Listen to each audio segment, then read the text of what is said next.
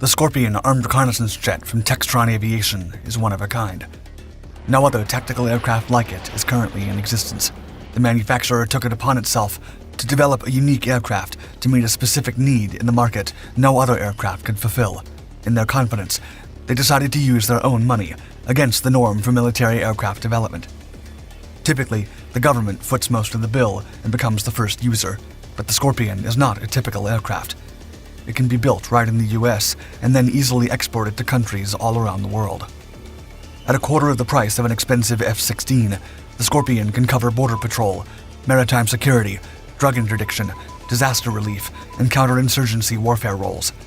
It may not have all the bells and whistles of a fully loaded fighter jet, but that is one of many reasons it is such an impressive aircraft. Airland Enterprises LLC had a vision for a new kind of aircraft.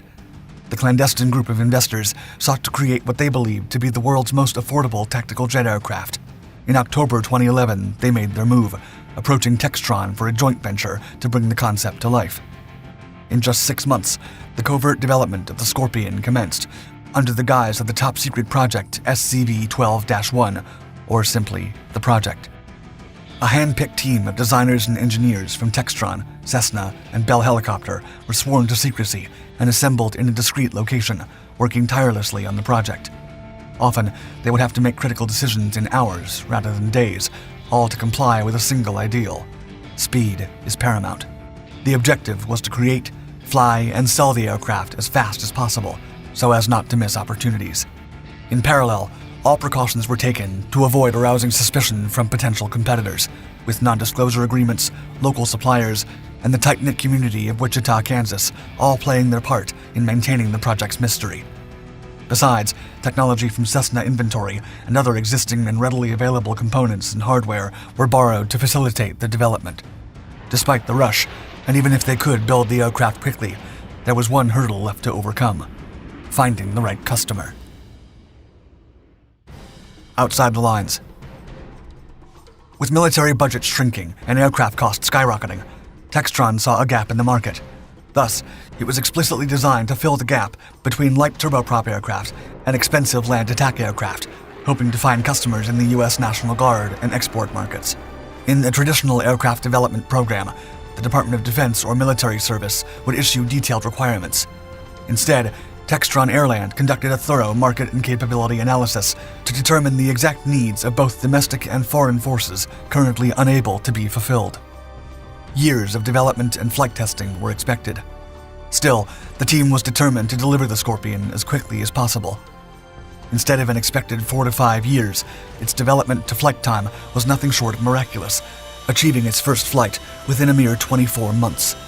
In truth, in an unconventional, not to say risky move, the outside contours were built in May 2012, while wing production started in August, meaning the wind tunnel tests were conducted after wing parts were already in the pipeline.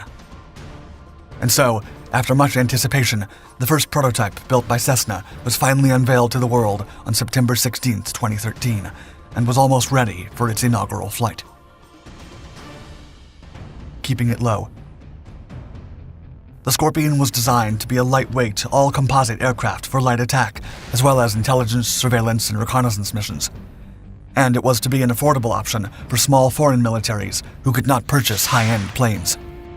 Initially, the concept was for a single-engine aircraft, but after reviewing 12 different design configurations, the engineers decided on a tandem-seat, twin-engine configuration. Despite being a two-seater, it could be flown by just one pilot. It had a retractable nose mount for electro-optical and infrared sensors, reducing drag when not used. One of the significant advantages of the Scorpion is its low cost. The developers claim that the flight hour cost is only $3,000, which is significantly less than any Western purpose-designed turbojet attack aircraft.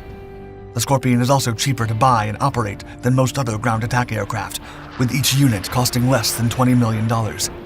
This cost is lower than the cost of upgrading an A-10 or F-16.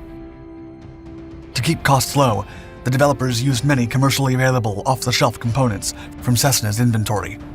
The demonstrator is powered by Honeywell TFE-731 turbofans, widely used in commercial business jets.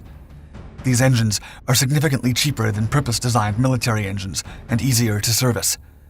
Textron Airland sees a market for up to 2,000 Scorpion jets. Testing. The Scorpion went through pre-flight taxi trials in late November 2013 in preparation for its first flight. And finally, on December 12th, it took to the skies for the first time, flying for 1.4 hours. The flight happened 23 months after the Scorpion's conception, and its flight certification program would last for 2 years. Textron Airland, the company behind the Scorpion, aimed to complete 500 flight hours, and more ambitiously, verify basic performance features by the end of 2014. The initial flight tests were promising, showing positive results in evaluations of performance. Similarly, mechanical and electronic systems proved efficient. By April 9, 2014, Textron Airland announced that the Scorpion had flown for 50 hours over 26 flights. The aircraft had flown as high as 30,000 feet at speeds up to 490 miles per hour and experienced accelerations ranging from 3.7 to minus 0.5 g. In turn, the stall speed was identified as slower than 100 miles per hour. During test flights, pilots reported that the Scorpion was agile, nimble, and powerful, even when flown on one engine. Moreover, its low speed characteristics proved more than decent. It even demonstrated an intercept of a Cessna 182. Yet, incremental modifications were made over the course of testing. Overall, remarkably few issues were encountered, which was attributed to the use of mature, non-developmental systems. A strike aircraft. On June 1, 2014, a modified Scorpion aircraft resumed flights. The Scorpion then made its debut at the Farnborough Air Show in July of that same year. It had simplified landing gear, increased wing sweep, and new avionics, including hands-on throttle and stick controls. The aircraft also had a modular design that allowed the wings to be removed and replaced with different designs. It is worth mentioning that the manufacturer considers it an ISR and strike aircraft instead of a light attack aircraft. As such, the aircraft is designed to handle non-traditional ISR flights, similar to those performed by U.S. fighters in Iraq and Afghanistan. It can perform armed reconnaissance while cruising above 15,000 feet, higher than most ground fire can reach. Additionally, the aircraft is rugged enough to sustain minimal damage. Textron Airland claims that the aircraft's endurance is optimized for 5 hours of loitering up to 150 miles away from its base. The Scorpion aircraft is versatile and can be used for light attack, reconnaissance, domestic interdiction, air patrol, and training. However, it is limited to low-threat battlefield missions. Still, with an internal weapons bay that can be reconfigured for different mission requirements, the Scorpion can carry sensors or extra fuel. It can also carry precision-guided munitions with laser or GPS guidance.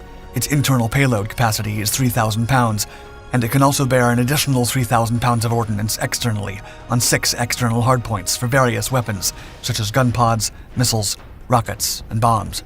By the end of the summer, the Scorpion would be ready for its ultimate trial. The outlook. In August 2014, the Scorpion aircraft was put to the test in a simulated large chemical spill scenario. The aircraft was flown by a Textron test pilot and was able to circle the affected area for several hours, transmitting high-quality video to U.S. Air National Guard members. The demonstration aimed to showcase the aircraft's intelligence and reconnaissance capabilities and promote its use for Air National Guard missions.